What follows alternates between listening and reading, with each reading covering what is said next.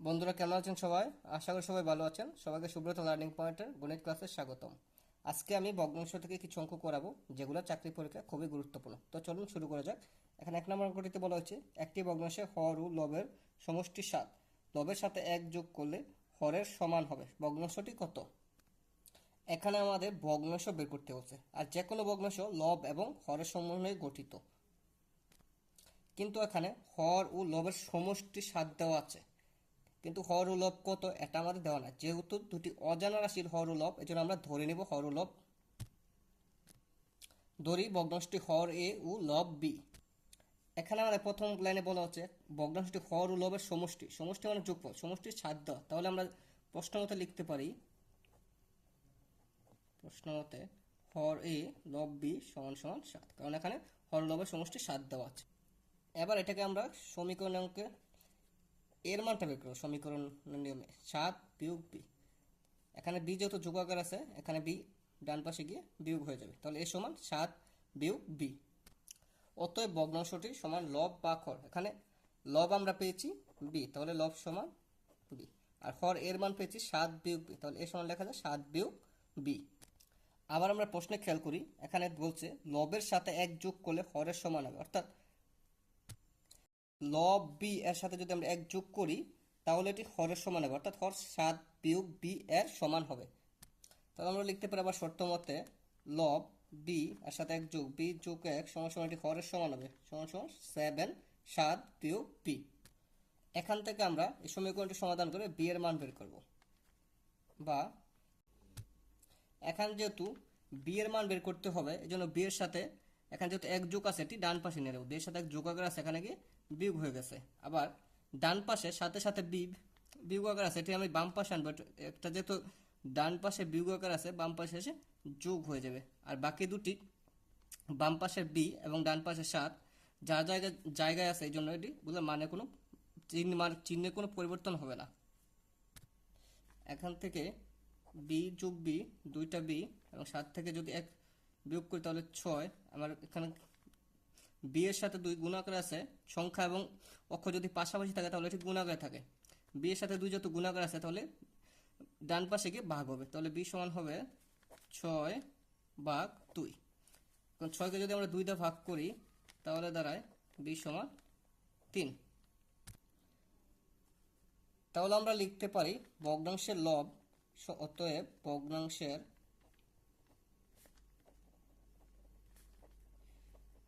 লব সমান সমান 3।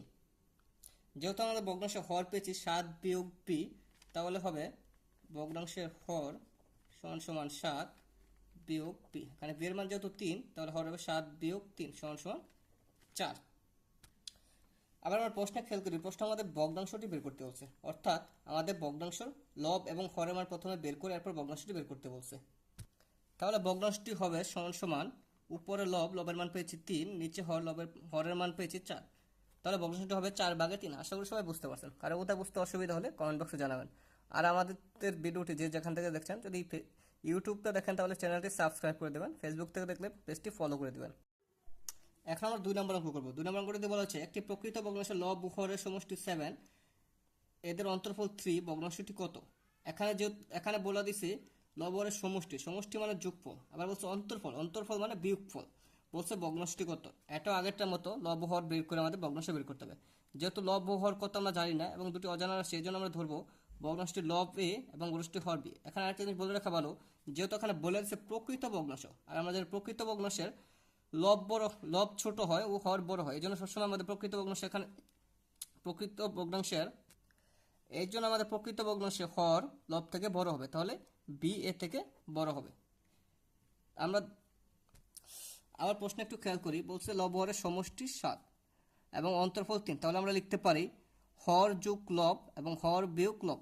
এখানে আরেকটা জিনিস বলে রাখা ভালো, আমরা বি প্লাস এ লিখলাম, এ প্লাস বি কেন লিখলাম, কারণ এখানে যেহেতু বলে দিচ্ছে আমাদের প্রকৃত ভগ্নাংশ, আর প্রকৃত ভগ্নাংশের হরটা বড় হয়। যেহেতু হর বড় লব ছোট, এই জন্য হরটা আমরা আগে লিখলাম বি যোগ কে এবং বি বিয়োগ কে। এবার আমরা বের করব ভগ্নাংশটির এ ও বি এর মান, অর্থাৎ ভগ্নাংশটির লব ও হরের মান বের করব।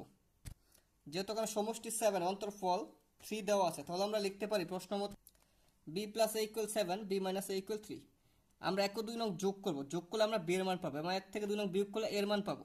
তাহলে 1 ও 2 যোগ করি, বি প্লাস এ ইকুয়াল 7, বি মাইনাস এ ইকুয়াল 3। তাহলে বি বি 2বি, এ প্লাস মাইনাস কাটা, তাহলে 7 3 যোগ করলে 10। যেহেতু বি এর সাথে 2 গুণাকার আছে, আর সংখ্যা আর অক্ষর যদি একসাথে থাকে এগুলো গুণাকারে থাকে, যেহেতু বির সাথে 2 গুণাকার আছে, বি 2টা আমার ডান পাশে চলে যাবে, যেহেতু গুণাকার আছে সমীকরণ অঙ্কে এক পাশ থেকে অন্য পাশে যদি যায় তাহলে বিপরীত হয়, যেহেতু বি 2 বি এর সাথে গুণাকার আছে ডান পাশে গেলে ভাগ হবে, তাহলে 10 ভাগ 2 অর্থাৎ বি ইকুয়াল 5। তাহলে আমরা ভগ্নাংশে হরের মান পেয়ে গেলাম, হরের মান পেয়েছি 5। এবার আমরা ভগ্নাংশের লবের মান অর্থাৎ এর মান বের করব। এই জন্য আমরা 1 নং থেকে 2 নং বিয়োগ করব, বি প্লাস এ ইকুয়াল 7, বি মাইনাস এ ইকুয়াল 3। আবার বিয়োগের সময়, বীজগণিতে বিয়োগের সময় দ্বিতীয় রাশিটা অর্থাৎ নিচে যে রাশিটি থাকে সেটির চিহ্ন চেঞ্জ করতে হয়। এখানে বি এর আগে যেহেতু কোনো চিহ্ন নাই, যেন আমরা প্লাস ধরে নেব, আর প্লাস থাকলে মাইনাস, আবার এর আগে চিহ্ন মাইনাস, মাইনাসের জন্য প্লাস হচ্ছে। আবার 3 এর আগে কোনো চিহ্ন নাই, এই জন্য 3টি প্লাস, এই জন্য এটা মাইনাস দিলাম নিচে। এবার আমরা যে চিহ্নগুলো লিখলাম, চেঞ্জ করে লিখলাম, এটা ধরে আমরা যোগের নিয়মে কাজ করব, অর্থাৎ যোগ করে দেবো। তাহলে এখানে বি, এটার আগে চিহ্ন এটি প্লাস, আবার এখানে বি যেহেতু এটা মাইনাস, প্লাস মাইনাস কাটা, আবার এর আগে প্লাস, আবার এটিও প্লাস, তাহলে 2a, আবার 7, আবার এই 3 এর আগে মাইনাস, তাহলে 7 থেকে 3 যদি বিয়োগ করি তাহলে 4, 2 ইকুয়াল 4।